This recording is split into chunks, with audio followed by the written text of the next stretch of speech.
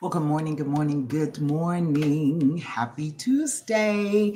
I pray that you are up and about and giving God all the praise, glory, and honor that He so richly deserves. Because we know that without Him, man, the more things happen around me, the more things happen um, in my personal atmosphere, as well as my country and the world and what have you, the more I know how thrilled I am to have Jesus. Okay, I'm so serious because woo. Um, so my nugget for this morning, in the midst of all the crazy, is what is the object of your faith?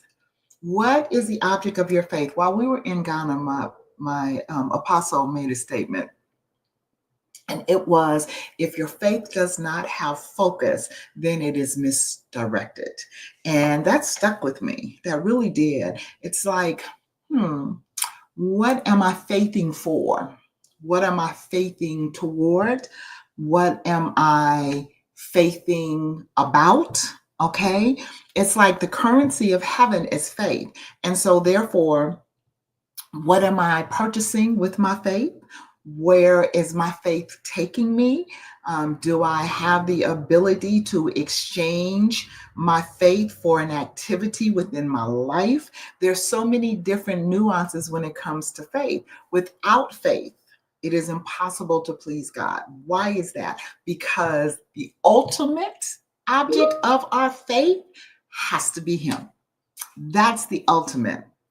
Once He is the object of our faith, okay, once we have the faith to believe that He is and that He is a rewarder of them that diligently seek Him, then we can start utilizing, building our faith and go from faith to faith and from glory to glory. But the first thing we have to do is faith our way to Him, faith our way in His presence, faith our way to the purpose for which we were created by Him.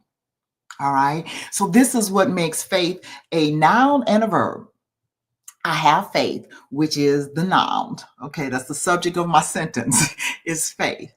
But I use faith as a verb to take me from place to place that God would have me to go.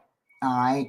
I think that I really want to break this faith thing down. It's stirring within me to really do an extensive study on faith, and I would encourage you to do the same thing, because anything that would stop us from being pleasing before our Father, if we're not utilizing it, is something that we need to know more about.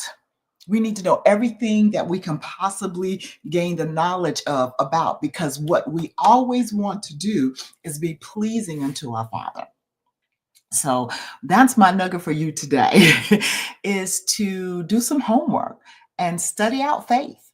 Study out faith. Study it as a noun, study it as a verb, study it as a place of honor, and in the fact that God is the focus of our faith, that we honor Him by being in that place of faith and believing Him for what He tells us will and shall be, for believing Him for all that He believes us to do. Yeah, there's a flip side to it. Thank you, Holy Spirit. There's a flip side to it, because we have to understand that when He created us with purpose and destiny within us. He created us for a purpose, to carry out that purpose to an expected end. For I know the plans I have for you, not of evil, but of good, to get you to an expected end. So the purpose was already in us when He created us, because He already knew the expected end that He was creating us to accomplish. And so we need to dive into that faith muscle, dive into our faith pool, and make sure that it is growing, it is being built, and we're using it as our currency to get to where God would call us to be. Without faith, you cannot get to the destination that God is calling you to. There is a place called there, and you have to leave here to get to there. And the only way that you can get to there from here is with your faith. I hope you got that. Okay. I hope you got that. So it's time for us to do a deep dive into our faith. I know my faith. Do you know your faith and what your faith is predicated on? What is the focus of your faith? Okay. All right. That's it. I got to jump, get into my next meeting. I've already had to, but I'm moving right along and I'm just thanking and praising God for my faith muscle this morning. And I'm thanking and praising God for you. You have a fantabulous day in Him. And you know, I love you with the love of Christ, and you cannot do a thing about it.